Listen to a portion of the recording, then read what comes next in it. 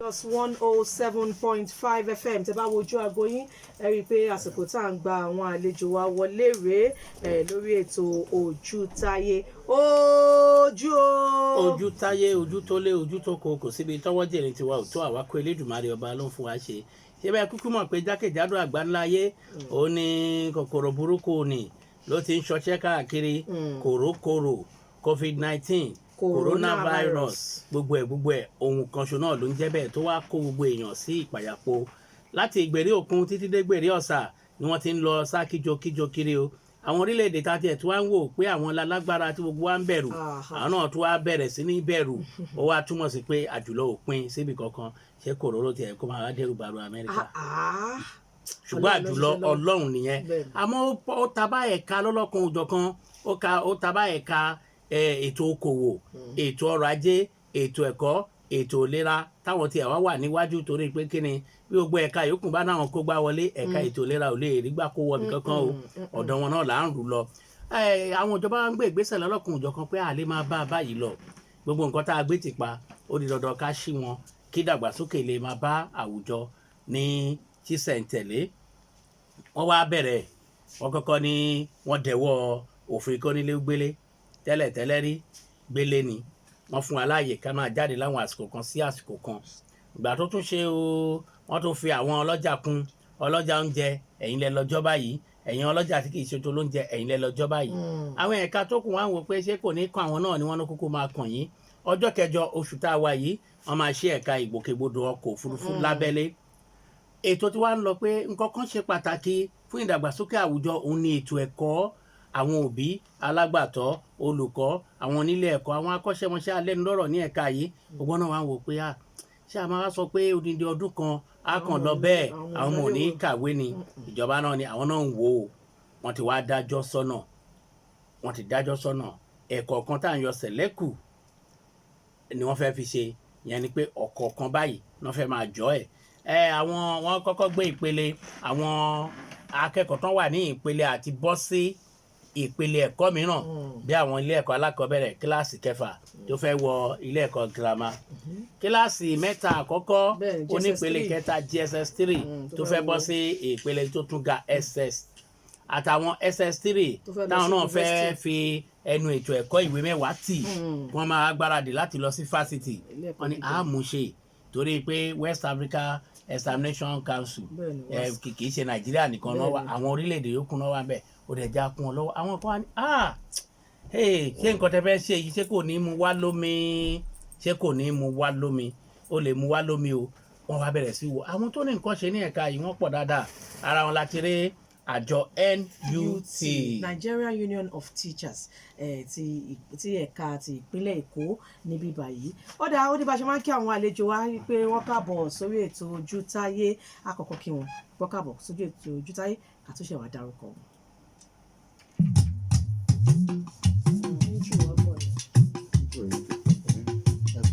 ó ti yẹ ẹ jẹ́ ká kí wọn. Ojútáyé káàbọ̀ rédíò lè 107.5 FM ẹ máa rọra o. Ojútáyé lẹ́tọ̀ ètò tí gbogbo ayé ń gbọ́. wọ́n gbọ́dọ̀ Amẹ́ríkà òde ní London káàkiri àgbáyé kò síbi tó ti ń gbọ́ Ojútáyé gangan lè tó wá o.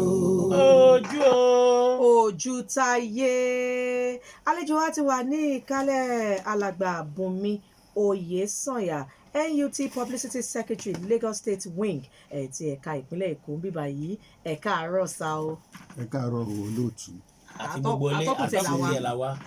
ẹ̀ka àárọ̀ atọ́kùn àti gbogbo ilé. àwọn aráalé náà ń dáhùn. àwọn aráalé ń dáhùn.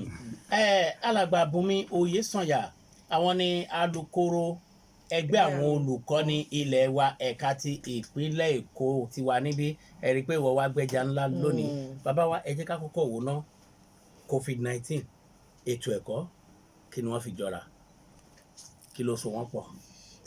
gẹ́gẹ́ bí a ti mọ̀ pé àrùn COVID-19 kò fi àyè sílẹ̀ fún ẹnìkọ̀ọ̀kan láti máa lọ káàkiri àti láti lọ sílé àti pé ètò ẹ̀kọ́ tá à ń sọ yìí àwọn ọmọdé ni wọ́n wà nílé ẹ̀kọ́ àti pé a gbọ́dọ̀ fún wọn láyè pé kí wọ́n máa lọ káàkiri kí wọ́n máa àrùn yẹn ó lè kó bá wọn ó lè kó bá wọn púpọ̀ jù so ìdí èyí ló fi jẹ́ pé ó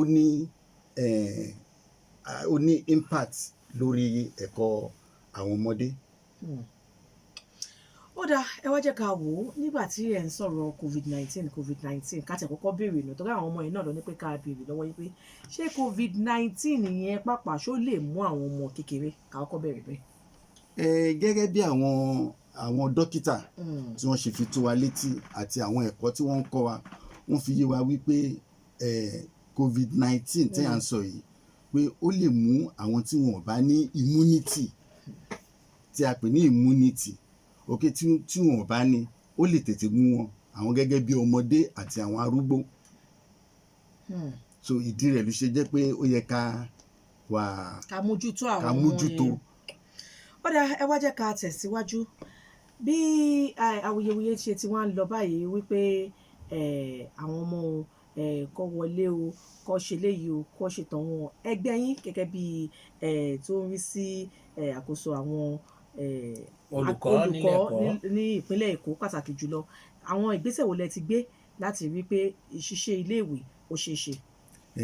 A dúpẹ́ gidigidi fún gómìnà wa nítorí pé ó ń ṣe gudugudu méje àti yàyà mẹ́fà àti wípé nígbà tí gbogbo wàhálà yìí bẹ̀rẹ̀ a mọ̀ wípé bó pẹ́ bóyá ilé ẹ̀kọ́ kì í ṣe nǹkan tí a máa ti pa fún bí ọdún mélòó kan a mọ̀ wípé tó bá pẹ́ tó bá yá wọ́n gbọ́dọ̀ ṣì wá sílẹ̀ pé ká máa lọ iléèwé wa torí pé kí ni ẹ̀kọ́ ṣe pàtàkì nínú ìgbésí ayé ìlú ìdí ẹ̀rí tó fi jẹ́ pé ìgbà tí ó ṣẹlẹ̀ bẹ́yẹn àti pé mo fẹ́ dúpẹ́ lọ́wọ́ gómìnà pé wọ́n ń tẹ́tí nítorí pé àwa gẹ́gẹ́ bí ta mọ̀ pé our concerned lórí mátà yìí àti pé without us láìsí wa àti ṣe ẹ̀kọ́ ó máa lera so a ṣe ní tiwa pé a fi àwọn bí ìlànà kan sílẹ̀ fún ìjọba pé tí ẹ bá fẹ́ ṣe àwọn ìlànà yìí ó yẹ ká tẹ̀lé wọn a dẹ̀ dúpẹ́ pé àwọn ìlànà yẹn náà ó bá ìlànà tí ìjọba ń ṣe ó bá nǹkan tí àwa gẹ́gẹ́ bí ẹgbẹ́ olùkọ́ tí a là sílẹ̀ fẹ́ pé kí wọ́n bá wa mójútó kí ó lè ṣe fún wa kí ẹ̀kọ́ kí ó lè máa gbòòrò sí. Ẹ̀yin olùkọ́ lẹ wà láàrin ìjọba àti àwọn òbí pẹ̀lú àwọn akẹ́kọ̀ọ́ torí pé ìkáwọ́ yín ni gbogbo àwọn akẹ́kọ̀ọ́ wà ojú òbí ò tó bẹ̀ mọ́ ẹ̀yin lolúwa fi ṣe àfúnṣọ́ wọn. Wọ́n gbà tí wọ́n ní pé àwọn ọ̀nà tí àrùn yìí tó ń gbà ran ni àkọ́kọ́ ká máa lo ìbòjú kò sẹ́ni tí ó mọ̀ bòjú àwọn ọmọ kékeré náà ti mọ̀ nípa ìbòmú. Ìkejì ká jìnnà sí àwùjọ elérò púpọ̀ ẹ wá jẹ́ ká wo abala yẹn jìnnà sí àwùjọ elérò púpọ̀ ká máa fàlàfo sílẹ̀ láàrin ẹnìkan sẹ́nì kejì ǹjẹ́ lérò pé ọgbọ́n orí àwọn ọmọ yìí ti lè gbé eléyìí. Ìdí tí mo fi máa dúpẹ́ lọ́wọ́ ìjọba náà tún nìyẹn nítorí pé gbogbo ìlànà yìí ni àwọn ìjọba tí wọ́n ti fi hàn àwọn òbí àti àwọn ọmọ torí pé gbogbo enlightenment tí wọ́n ń ṣe nínú rédíò nínú tẹlifíṣàn ó ń fi àti ìpolówó tó ń ṣe ó ń fi hàn wá pé àìsàn tí à ń sọ nípa rẹ̀ yìí ó wà àti wípé àwọn nǹkan báyìí ni a lè ṣe tí a kò ní fi kó àrùn yẹn torí ẹ̀ ló yẹ pé gbogbo àwọn ìlànà nípa pé elérò púpọ̀ àti ìbòmú àti gbogbo ẹ̀ náà la ensure pé kí ìjọba kí wọ́n bá wa ṣe so pé tí wọ́n bá lè ṣe eléyìí àrùn yẹn lágbára Ọlọ́run á lè bẹ̀rẹ̀ sí ní dínkù láàrin wa. wípé elérò púpọ̀ tí Peter sọ ẹ̀ náà ni mo tún máa mú tí a bá tẹ̀ wá ní kí àwọn ọmọ yìí kí wọ́n padà sí ilé ẹ̀kọ́ tó bá ṣí àwọn ilé ìwé wọn yìí báwo ni ẹ̀yin ṣe lérò pé wọ́n ṣe lè máa jókòó tó kíkà bá tẹ̀ wo àwọn ilé ìwé ìjọba kò sí bó ṣe lè jẹ́ kàtẹ́ ní kíláàsì kan wáyé pé bí i 30 àbí 40 níbẹ̀ wọ́n kẹ̀lẹ́ ti sọ pé ìpéjọpọ̀ gbọ́dọ̀ ju bí i 20 lọ níbi tí a dé dúró yìí báwo lẹ ṣe lérò pé àwọn ọmọ yìí ṣe máa jókòó sí kíláàsì láti kẹ́kọ̀ọ́. Kí Ọlọ́run kó kọ́ wa mọ̀ ṣe àmín o nítorí wípé a mọ̀ wípé ilé ẹ̀kọ́ ìjọba àwọn ọmọ máa ń pọ̀ ìdí rẹ̀ ló ṣe jẹ́ pé tí ìjọba fi páláṣẹ pé tí wọ́n bá máa wọlé ńsìn wọ́n máa wọlé àwọn tó fẹ́ kókó wọlé ni àwọn tó jẹ́ pé wọ́n fẹ́ parí wọ́n fẹ́ ṣe ìdánwò tiwọn wọ́n dẹ̀ ti sọ wípé tí a bá máa gba àwọn ọmọ sí kíláàsì wọn gbọ́dọ̀ ju 30 ní kíláàsì kọ̀ọ̀kan so nǹkan tó fà á pé tí wọ́n bá máa fi wọlé tí wọ́n bá ti ní kíláàsì 6 tẹ́lẹ̀ kíláàsì 6 tí wọ́n máa lò ó máa di bíi 12 àbí 18 so wọ́n ti sọ pé wọn gbọ́dọ̀ ju 30 ní kíláàsì àti wípé bí àwọn ọmọ bá ṣe ń wọlé wọ́n máa ra thermometer tó yẹ pé bí wọ́n bá ṣe ń wọlé láti géètì láti máa fi wo wọn èyí tí ara ẹ̀ bá ń gbóná àárọ̀ àwọn òbí táwọn náà bá ti wọ ọmọ wọn láti ilé pé ara ẹ̀ gbóná kó má jẹ́ kó wá sílé ìwé ó níbi tí wọ́n mú irú wọn lọ kí wọ́n mú wọn lọ síbẹ̀ àwọn ọmọ tí wọ́n bá ti rí pé bí wọ́n bá ṣe fẹ́ wọlé tí wọ́n bá ti ní irú nǹkan bẹ́ẹ̀ yẹn wọ́n á dá wọn padà pé kí wọ́n padà sílé à make sure pé gbogbo àwọn tó wà nínú ilé àwọn tí wọ́n ní àwọn nǹkan tó lè lead sí irú àìsàn yẹn ni àti wípé a tún máa fi tó wọn létí pé ní àsìkò tí a wà yìí o nǹkan tó gbà sí ni pé kó ní kálukú kó dá wà ní àyè tirẹ̀ àti wípé gẹ́gẹ́ bí mo ṣe tún rò sí pé oyè ìgbà tí wọ́n máa lò nílé ìwé kò ní dàbí ti àtẹ̀yìnwá tó yẹ pé a máa láti aago bíi 8 títí di aago bíi 4 àbí 3 àbọ̀ àmọ́ sìn gẹ́gẹ́ bí wọ́n ṣe ń bá wa sọ pé tí a bá lè pé láàrin aago 8 sí bí aago 12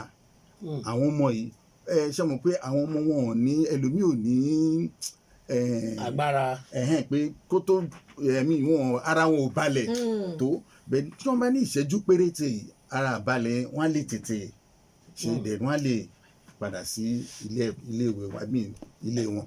ohun tẹ̀mí ń fojú wò lélẹ́yìí gbogbo ohun tí ìgbésẹ̀ tá à ń gbé ó jẹ́ láti ilé sí ilé ẹ̀kọ́ ìyẹn ni pé nínú ilé òbí gbọ́dọ̀ mójútó ọmọ ẹ̀ gbogbo nǹkan tó yẹ kí wọ́n ṣe pátápátá wọ́n ṣe kó má bàa lùgbàdì àrùn yìí nílé ẹ̀kọ́ àwọn olùkọ́ náà tún ti dúró gedegbe láti rí wípé nílé ẹ̀kọ́ yìí o ohunkóhun kò yingin nínú ìlera àwọn ọmọ ìgbẹ́ wa jẹ́ ká wò ó kọ́lọ́ má jẹ́ ká ṣe kòńgẹ́ aburú láti ibi tẹ́lómìn ti ń bọ̀ wá sí ilé ẹ̀kọ́ ọmọ kékeré la pè wọ́n o bẹ́lómìn rí bọ́ọ̀lù lọ́nà àgbà bẹ́lómìn rí oríṣiríṣi wọ́n bá rí àwọn bọ̀dá Sunday àfi gbàgì lóríṣiríṣi ǹjẹ́ ètò wà lórí eléyìí láti fi rí i dájú pé àwọn ọmọ yìí o ilé ẹ̀kọ́ má sọ pé òun kí ẹnì kankan lọ́nà o má sọ pé òun gba kankan má sọ pé òun ṣe báyìí tààràtà ilé sílé ẹ̀kọ́ ilé ẹ̀kọ́ sílé mi.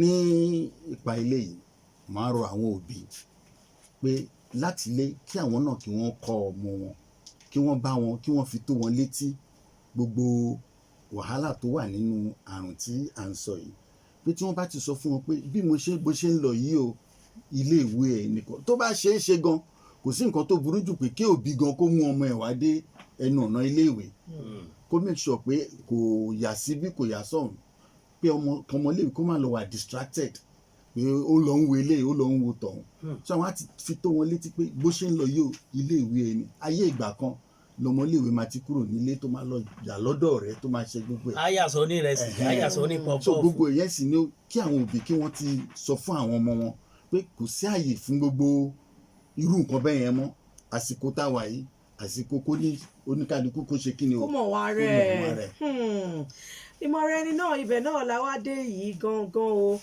ká tó pe Professor Hamidu Sanni ká tó pè wọ́n àwọn ni Vice Chancellor Fountain University tó pé kí ni àgbé gbogbo ẹ̀. a gbọ́dọ̀ ṣe àgbéyẹ̀wò gbogbo ẹ̀ torí bí ọjọ́ ṣe ń gorí ọjọ́ òun làsìkò ń lọ ọmọ mi ní sí ó ti fọkàn sí pé oṣù karùn-ún bẹ́ẹ̀ kó wọn ti kẹ́kọ̀ọ́ jáde ní fásitì gbọ́dọ̀ dídí bá a ti ń wí yìí wọn ò tí ì mọ nǹkan kan báwọn náà bá wá sí ìjà wọn náà ti ń gbé ìgbésẹ̀ gbogbo ẹ̀ lẹ́gbọ̀ọ́ lónìí. ó dà tẹ bá ṣẹ̀dá pọ̀ mọ́ wa alàgbà Bùnmi Oyèsànyà là ń bá sọ̀rọ̀ alukoro ẹgbẹ́ NUT Nigerian Union of Teachers ti ẹ̀ka ìpínlẹ̀ Èkó ń bíbá yìí àwọn akẹ́kọ̀ọ́ tí wọ́n máa ṣe ìdánwò àwọn ọmọ primary 6 tó fẹ́ bọ́ sí JSS1 JS3 bọ́ sí SS1 SS3 bọ́ sí tó máa jáde kúrò ní àwọn ọmọ yẹn rò pé àkókò táwọn fi jókòó sílé yẹn ó ti pẹ́ jù Ọlọ́run jẹ́ kí nǹkan yìí wà ní ọpọlọ àwọn ọmọ tá à ń wí yìí wọ́n á lérò pé ṣé ojú ò lẹ́yìn fi wò àwọn olùkọ́ wọn pàápàá ní àsìkò yìí kí ni ẹ lérò pé iṣẹ́ pọ̀ lọ́wọ́ olùkọ́ wọn láti ṣe ní àsìkò tó fẹ́ resume yìí. Gẹ́gẹ́ bí a mọ̀ pé iṣẹ́ pọ̀, iṣẹ́ ò dúró, àti pé ní gbogbo ìgbà tí a wà, gbogbo àsìkò ìgbélé yẹn, àwọn olùkọ́ wọ́n ń kọ́ wọn gẹ́gẹ́ bí ètò tí ìjọba ṣe. Wọ́n ń kọ́ wọn tó ń lo ẹ̀rọ alágbèéká wa tí wọ́n fi ń kọ́ ọmọ láti ilé. A dẹ̀ rí pé bí wọ́n ṣe ń kọ́ wọn yẹn náà, àwọn ọmọ náà wọ́n ń respond, àti pé àwọn ọmọ yìí gan pàápàá ara ti ń ká wọn láti wá sílé ìwé. Ok, ní bí ìjẹta àbí Monday tí wọ́n sọ tí àwọn kan ń gbé káàkiri pé iléèwé máa wọlé, iléèwé máa wọlé, ìgbà tí mo máa fi dé ẹnu ọ̀nà iléèwé mi, àwọn ọmọ tí mo bá ń bẹ̀ wọ́n tó 10. tó sì wọṣọ iléèwé wá. tí wọ́n ti pé àwọn ti fẹ́ wá wọlé, wọ́n á sọ fún wọn pé kò rí bẹ́ẹ̀. Àwọn òbí gan pàápàá mi tún pè mí pé ṣé wọ́n ti wọlé, wọn ò tí ì wọlé. Ìjọba sọ wípé ọjọ́ 3 oṣù kẹjọ ni a máa tó wọlé. So ara wọn ti wà lọ́nà, àti wípé gẹ́gẹ́ bí ìjọba àpapọ̀ ṣe ètò pé ọjọ́ kejì tí wọ́n bá wọlé yìí ní Èkó ni ìdánwò àṣekágbá ìwé mẹ́wàá tí ó máa bẹ̀rẹ̀. Màá rọ àwọn òbí pé kí wọ́n tún kóná sí di àwọn ọmọ wọn, nítorí wípé ẹni tó bá ṣèdánwò tó yege òun ni ó dára. Mo dẹ̀ gbàdúrà pé gbogbo wàhálà wa lórí wọn kò ní já sásán. àmì o, gbogbo wàhálà òbí lórí ọmọ kò ní já sásán. Ọwọ́ tó ṣẹ́gun sí òun náà ló kúkú ń jẹ bẹ̀rẹ̀ láṣẹ Èdùmàrè. Àwa òbí pátápátá àní fojú sunkún ọmọ. Ọ̀jọ̀gbọ́n Hamidu Sanni tí wọ́n jẹ́ ọ̀gá àgbà Fountain University, a fẹ́ fi ọ̀rọ̀ jomitoro ọ̀rọ̀ pẹ̀lú tiwọn náà nípa ìgbáradì ìwọlé àwọn akẹ́kọ̀ọ́ tí wọ́n wà káàkiri àwọn ilé ẹ̀kọ́ gíga wa, fásitì ní o, gbogbo ìṣe ní o, àti bẹ́ẹ̀ bẹ́ẹ̀ lọ. Ṣùgbọ́n alukoro ẹgbẹ́ àwọn olùkọ́ni ilẹ̀ wa ẹ̀ka ti ìpínlẹ̀ Èkó, alàgbà Bùnmi Oyèsànyà, tí wọ́n sì wà ní ebè yìí, mo fẹ́ kí ẹ kàn lá nǹkankan yé wa, kí ẹ lá nǹkankan yé wa lórí ẹ̀. Kí lóhun tí mo fẹ́ kẹ́ ẹ là yé wa, òun ni pé a ti ń gbáradì àwọn akẹ́kọ̀ọ́ fẹ́ wọlé padà. Ìpele àwọn akẹ́kọ̀ọ́ tó máa wọlé òun làwọn tó fẹ́ ṣe ìdánwò bọ́ sí ìpele míì. Nígbà tí gbogbo ẹ bá kásẹ̀ ńlẹ̀, tí àwọn akẹ́kọ̀ọ́ gbogbo bá wọlé, tí gbogbo kíláàsì padà sẹ́nu ètò ìgbẹ̀kọ́ wọn, ẹ̀gbọ́n wọn ní ká béèrè ni o, ṣé sáà ètò ìgbẹ̀kọ́ kejì tí wọ́n ń bá lọ náà máa padà sí ni, àbí wá kúkú wò pé ó yá ìdánwò àṣekágbá ẹlẹ́ẹ̀kẹta kẹtùgbàgbéga sí kíláàsì tó bá kàn. Gẹ́gẹ́ bí a ti mọ̀ wípé ìgbà tí gbogbo ètò ìgbélé yìí máa bẹ̀rẹ̀, ó kù bí ọ̀sẹ̀ kan àbí ọ̀sẹ̀ méjì kí àwọn ọmọ kí wọ́n bẹ̀rẹ̀ ìdánwò sáà kejì. Àmọ́ nígbà tí eléyìí ti ṣẹlẹ̀ báyìí, àwọn olórí wa níjọba, ètò tí wọ́n bá gbé sílẹ̀ òun ni a máa tẹ̀lé gẹ́gẹ́ bí olùkọ́. Ẹ jẹ́ ká darapọ̀ mọ́ ọ̀jọ̀gbọ́n Hamidu Sanni tí wọ́n jẹ́ ọ̀gá àgbà Fountain University láti jọ fọ̀rọ̀ tó ń jomi tó rọ̀. Ẹ káàárọ̀ o. Ẹ káàárọ̀ Ojútáyé Ojútókó. Kò síbi tọ́wọ́ jẹ́ tiwa ò tó. Bàbá wa ẹ jẹ́ ká wò ó ní ojúpọ̀nà ti ètò ẹ̀kọ́ gíga yálà fásitì àti gbogbo ńṣe. Ọwọ́ wo lẹ fi mú ìgbógun ti ìtànkálẹ̀ COVID-19 lẹ́ka ètò ẹ̀kọ́ tí yín? Ẹ ṣeun, ṣe rí ọ̀rọ̀ rògbòdìyàn COVID-19 yìí, ó ti di aṣọ oníṣúgà kárí lẹ́nu, kò sí tí ò dé. So àwọn ètò tí àwa ti ṣe lápẹ̀rẹ̀ ní ìsinmi pé a rí dájú pé gbogbo àwọn àyíká ẹ̀rí láti oṣù méjì mẹ́ta ní ọ̀pọ̀lọpọ̀ ilé ẹ̀kọ́ ti wà ní ìpa.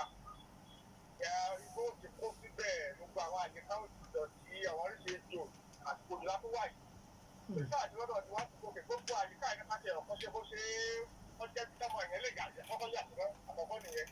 Ìkejì gbogbo ibi tí àwọn ọkùnrin kò lè pàpamọ́ sí láàpẹ̀ fún fumigation àti ṣèlú tó yẹ lápá fẹ́ràn gbogbo àwọn ilé ẹ̀kọ́ pàápàá lákọ̀ọ́kọ́ bẹ̀rẹ̀ yìí o. Tí wọ́n kọ́ ṣètò yẹn náà tí wọ́n fáwọn kéékèèké tí ó sọ àtẹ̀kọ́ tí ń tẹ̀lé ètò yìí. Àwọn kéékèèké wọ̀nyí kárí káyìíká wọn yẹn ọwọ́ àjọyà àyíká àlàáfíà. Àìsí yàrá àyè wọn náà fẹ́ lò síbẹ̀ kọjá ìyá àlàáfíà. So wọ́n lọ́mọ tí ò kú ní òní ní ọmọ tí ò kú ọ̀pá ní o. Káwọn torí pé wọ́n sábẹ̀ padà sí ìṣúwọ̀. Ọ̀la àkọ́kọ́ pé káká máa lọ káká máa lọ. Kákọ́ ní pípa fẹ́ lò ìyálẹ́ alákọ̀ọ́bẹ̀ ni o. Ní girama ni o. yunifásitì ọ̀tá ìta ẹ̀ dáa láti lọ sí ìyàrá ẹ̀kọ́ tó fẹ́ wọlé kó ní kó ló sì mọ̀ ó bójú mu. wọ́n sì ti ń sọ tipẹ́tipẹ́ gbogbo ìlànà tá a gbọ́dọ̀ tẹ̀lé. ǹjẹ́ lérò pé ó tún wá ṣìkùn síbì kan tí àwọn lẹ́gbẹ́lẹ́gbẹ́ náà fi gbọ́dọ̀ dìde lórí ètò ìwọlé àwọn ọmọ yìí? Gẹ́gẹ́ bí pòfẹ́sọ̀ ṣe sọ, a rí wípé gbogbo ọ̀rọ̀ àti wọlé àwọn ọmọ yìí gbogbo wa ló kàn. Ó kan òbí, ó kan olùkọ́, ó kan ìjọba. Ìjọba dẹ̀ ti gbé àwọn ìlànà kan sílẹ̀ tí a gbọ́dọ̀ tẹ̀lé pé gẹ́gẹ́ bí ìmúrasílẹ̀ ìwọlé àwọn ọmọ pé sanitizer, thermometer ká ní, sanitizer ó gbọ́dọ̀ wà níléèwé. Gẹ́gẹ́ bí mo ṣe ń sọ̀rọ̀ yìí, àti Sunday àti Saturday ni wọ́n ń fi iléèwé tó ń decontaminate ilé. Mo mọ̀ pé àwọn iléèwé tí wọ́n bá ti dé wọ́n wà bẹ́ẹ̀ gangan sí tí wọ́n ń ṣe decontamination yẹn lọ́wọ́. Gbogbo ètò yìí náà ni wọ́n ti mú sílẹ̀ pé ibi tí àwọn ọmọ yìí ń bọ̀ ó gbọ́dọ̀ jẹ́ ibi tí ìmọ́tótó ẹ̀ tí ọkàn lè balẹ̀ tí àwọn òbí bá wà lẹ́yìn ìgbà táwọn nílé. náà bá padà bẹ́ẹ̀ ṣé wọ́n yìí máa ṣe decontamination yìí? Gẹ́gẹ́ bó ṣe tọ́ ó ṣe ló yẹ ká máa ṣe ní òrèkóòrè, àti wípé àwọn èèyàn náà bí atọ́kùn mi ṣe sọ, àwọn ẹgbẹ́ kọ̀ọ̀kan ní àárín ìlú, àwọn ẹgbẹ́ aláàánú àwọn lọ́lọ́kan ẹgbẹ́ aláàánú charitable organizations, àwọn iléèwé tó bá wà ládùúgbò wọn kò sí nǹkan tó burú pé kí wọ́n wá ṣe kíni kí wọ́n wá máa fi, nítorí pé nǹkan tá à ń sọ yìí tó bá kànyàn kan láàrin ẹni 10 kẹ́ tó mọ̀ ó ti ran gbogbo ìlú nìyẹn. Ọlọ́run dẹ̀ ní jẹ́ kó súnmọ́ sàkání ẹ̀. àmì bẹ́ẹ̀ ti sọ pé ládùúgbò yẹn mo tún àwọn pé ó kọ àwọn CDA náà nìyẹn o. bẹ́ẹ̀ni àwọn CDA, àwọn ilé ìjọ, àwọn ẹgbẹgbẹ́, àwọn ẹgbẹ́ aláàánú. Ó tún wá kàn yín aráalé náà pàápàá lọ́wọ́lọ́wọ́ báyìí, ó kàn yín kẹ́yìn náà béèrè àwọn ìbéèrè tí ẹ bá fẹ́ sí ọ̀dọ̀ alàgbà Bùnmi Oyèsànyà, alukoro ẹgbẹ́ NUT Nigerian Union of Teachers ti ẹ̀ka ìpínlẹ̀ Èkó. 07056461075 07056551075. tí ẹ bá ti ń pè wọlé ẹ yí rédíò yín sílẹ̀, ẹ dárúkọ yín àti ibi tí ẹ ti ń pè wá.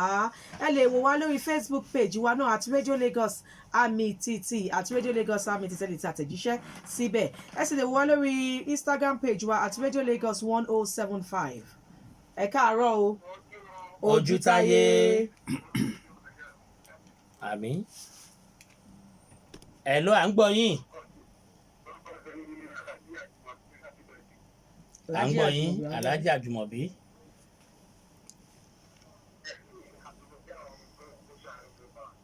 àmín.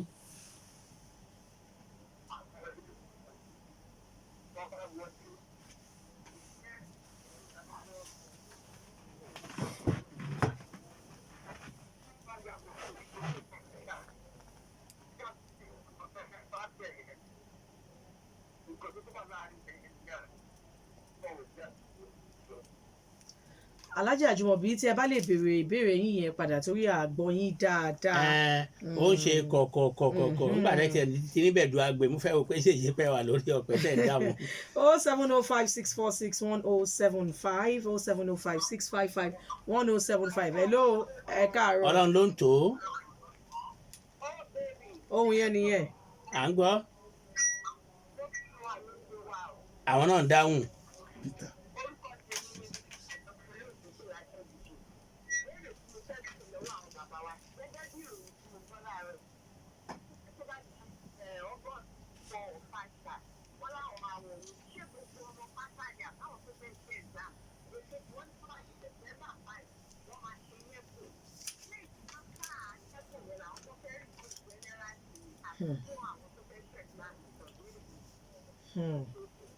Ẹ ṣé gan. Bẹ́ẹ̀ni.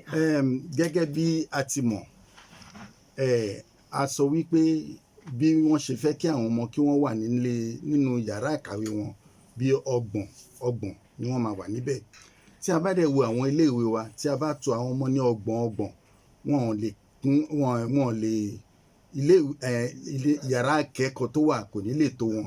So nítorí ìdí èyí ni ìjọba ṣe sọ wípé àwọn tí wọ́n fẹ́ ṣe ìdánwò àṣekágbá ìpele àṣekágbá ẹ̀kọ́. ìpele tí wọ́n wà àwọn ni ó máa wọlé. Nǹkan tíjọba dẹ̀ sọ ni pé wọ́n máa wọlé ní gẹ́gẹ́ bíi ti ìjọba Èkó, ti ìlú Èkó tí bàbá wa Babájídé Sanwó-Olú tí wọ́n ń ṣe atọ́nà ẹ̀. Wọ́n ní wípé tí ó bá di ọjọ́ 3 oṣù kẹjọ, àwọn tí wọ́n wà nípele yìí ni wọ́n máa wọlé SS3 àti àwọn tó wà ní technical school final year àwọn ló máa wọlé. A wá wò bí ó ṣe máa rí láàrin ọ̀sẹ̀ kan sí méjì kí àwọn tí ìpele JSS3 àti primary 6 kí wọ́n tó tẹ̀lé wọn. Nǹkan tí ìjọba sọ nìyẹn.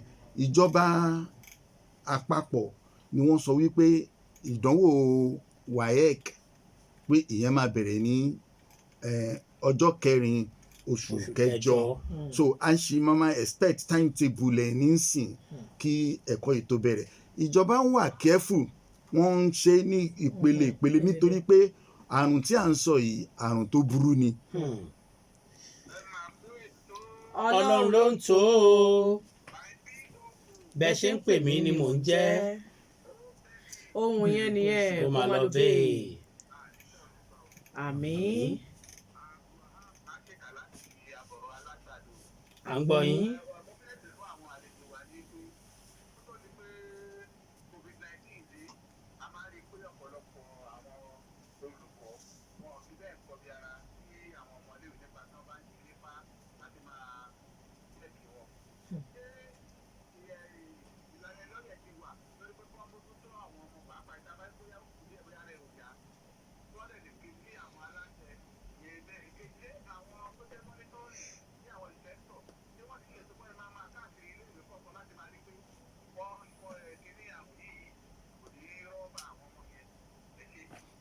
Ok, màá fi tó yín létí wípé nípa ti àwọn monitoring gẹ́gẹ́ bí mo ṣe ń sọ yìí, mo sọ wípé àwọn ìjọba wọn ti ń fi gbogbo àwọn iléèwé, wọ́n ti ń prepare àwọn olùkọ́ àti ilé ẹ̀kọ́ in readiness for their resumption.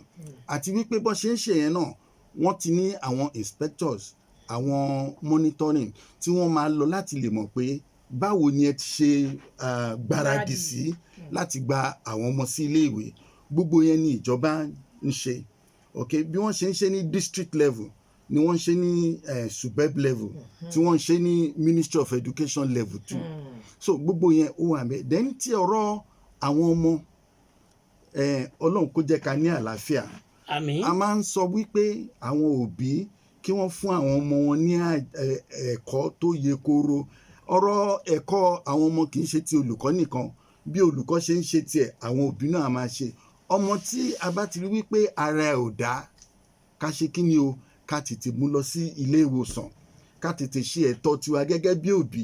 Ó máa ń dùn mí pé àwọn ọ̀pọ̀lọpọ̀ òbí mi tí ọmọ bá ti sọ pé ara òun gbóná láàárọ̀ àbí nǹkan kan ń ṣòun láàárọ̀, wọ́n á ní tó bá dé àárín àwọn ẹgbẹ́ ẹ̀ ara ẹ̀ á yá, tó bá dé àárín àwọn tó kù ẹ̀ nǹkan tó ń ṣe yẹn á lọ. Bẹ́ẹ̀ kò yẹ kó rí bẹ́ẹ̀. Ó yẹ ká wà gẹ́gẹ́ bí òbí ká tọ́jú àwọn ọmọ wa ká tó sọ wípé kí wọ́n lọ sí school. Then ní tẹ́lẹ̀ kó tó di pé àrùn yìí wọlé, a make sure àwọn ìjọba ń make sure pé gbogbo àwọn iléèwé yìí ni wọ́n ní nǹkan tí ìyàrá tí wọ́n ń pè ní health bay. Àwọn iléèwé míì wọ́n ní connection pẹ̀lú àwọn hospitals, àwọn health centers tó wà ládùúgbò pé tí nǹkan kan bá ṣe ọmọ kí wọ́n gbé lọ síbẹ̀ kí wọ́n rí sí pé wọ́n tọ́jú ẹ̀ kí àwọn òbí kan tó ṣe kí ni o kí wọ́n tó wá gbé. Níbo míì dẹ̀rẹ́ torí pé èèyàn gbọ́dọ̀ ṣọ́ra láti lo oògùn fún ọmọdé. Tí a bá gbọ́ pé tí a bá rí pé àwọn ọmọ manifest irú àwọn sicknesses bẹ́ẹ̀ nígbà tí tẹ́lẹ̀ ni o à á pe fóònù àwọn òbí pé kí wọ́n ṣe pé kí wọ́n máa bọ̀ kí wọ́n wá gbé àwọn ọmọ kí wọ́n lè fún wọn ní ìtọ́jú tó yẹ àti tó yẹ kóró. Ó dáa, a dúpẹ́ lọ́wọ́ bàbá wa alàgbà Bùnmi Oyèsànyà, alukoro ẹgbẹ́ NUT Nigeria Union of Teachers ti ẹ̀ka ìpínlẹ̀ Èkó. Bàbá wa kẹ́tọ́ máa lọ àmọ̀ràn fáwọn òbí, àmọ̀ràn fún àwọn akẹ́kọ̀ọ́ náà pàápàá. Àti àwọn olùkọ́ gẹ́gẹ́ bí ọ̀kan gbòógì nínú wọn. Ok, màá sọ wípé níbo ni kí n ti bẹ̀rẹ̀. Ẹ bẹ̀rẹ̀ bí tó bá ti dá. Ok, ẹ jẹ́ kí n kọ́ sọ wípé àwọn òbí wa màá rọ̀ wọ́n nítorí pé kí ni gbogbo wa là ń gbàdúrà pé kí àwọn ọmọ wa kí wọ́n gbẹ̀yìn wa. A dẹ̀ ń gbàdúrà wípé kí àwọn ọmọ kan jù wá lọ kí wọ́n wà greater than us. So màá rọ àwọn òbí pé kí àwọn òbí kí wọ́n make sure pé wọ́n tọ́jú àwọn ọmọ wọn, gbogbo ẹ̀kọ́ tó bá yẹ kán fi tó wọn létí kí wọ́n sọ fún wọn. Tí àwọn ọmọ náà bá béèrè ìbéèrè kí àwọn òbí náà kí wọ́n fún wọn ní èsì tó péye so that àwọn ọmọ yìí wọn ò ní lè mọ̀ pé wọn ò ní lè máa fi pé ibì kan ṣo làwọn ti ń gbọ́ òtítọ́ ọ̀rọ̀. Bí àwọn òbí bá ti ń ṣe yẹn tí wọ́n dẹ̀ make sure pé wọ́n mójútó àwọn ọmọ wọn, mo mọ̀ pé gbogbo wàhálà yìí á dínkù. Then àwọn ọmọ náà kí wọ́n ṣe kí ni, kí wọ́n la etí wọn sílẹ̀. Ọ̀rọ̀ yìí kì í ṣe ọ̀rọ̀ teacher nìkan, kì í ṣe ọ̀rọ̀ òbí nìkan, but wọ́n lè balance nǹkan tí àwọn òbí bá sọ, tí àwọn teacher bá sọ, wọ́n lè balance ẹ̀ kí káwọn náà kàn lè ṣe kí ni, kàn lè fi gbéra wọn, kí wọ́n lè fi di ènìyàn lọ́la. Then àwọn olùkọ́, a dúpẹ́ lọ́wọ́ gómìnà wa pé gbogbo àwọn olùkọ́ yìí náà ní ìjọba ni wọ́n ń ṣe ìtọ́jú tiwọn. Wọ́n ń ṣe bó ṣe yẹ kán ṣe, alright, Ọlọ́run á túbọ̀ fún wọn ṣe. So àwọn olùkọ́ náà kí àwọn náà kí wọ́n ṣe kí ni o, kí wọ́n máa mú àwọn ọmọ yìí gẹ́gẹ́ bí ọmọ wa ni, nítorí pé kí ni àmọ́ ọmọ tó máa ṣe nǹkan lọ́jọ́ ọ̀la. So inú wa dẹ̀ dùn pé àwọn ọmọ tí à ń kọ́ yìí náà kí àwọn náà kí wọ́n dé èèyàn ńlá, kí wọ́n di olókìkí lọ́jọ́ iwájú. So nǹkan tí àwọn olùkọ́ bá wọn sọ kí àwọn náà kàn gbọ́, nítorí pé kí ayé wọn kó lè dáa, ó ní àwọn olùkọ́ ń fẹ́. A dúpẹ́ àwọn ní àwọn ààrẹ wa ọjọ́ ọ̀la náà pẹ̀lú àwọn ọmọ tá a àwọn gómìnà, àwọn sẹ́nitọ̀ lọ́jọ́ ọ̀la, ògo ọjọ́ ọ̀la làwọn ọmọ wọ̀nyí, ká mú wọn lọ́kùnkúndùn. ẹ jẹ́ ká tún dúpẹ́ lọ́wọ́ bàbá wa lẹ́ẹ̀kan sí, torí ẹni tí tá a pè tó jẹ́ ni ó yẹ ká dúpẹ́ lọ́wọ́ ẹ̀. alukoro ẹgbẹ́ àwọn olùkọ́ni ilẹ̀ wa ẹ̀ka ti ìpínlẹ̀ Èkó alàgbà Bùnmi Oyèsànyà, láṣẹ Èdùmàrè ọpọlọ yín ò ní jọba o. adúpẹ́ pé a pè yín, ẹ jẹ́ ìpè wa, àdélébáre o. ká máa lọ tá a bá ti jó díẹ̀, a gbọ́ ìròyìn ní ṣókí. à ń padà bọ̀, ẹ̀yin ọlọ́jọ́ bí ẹ kú ojú lọ́nà.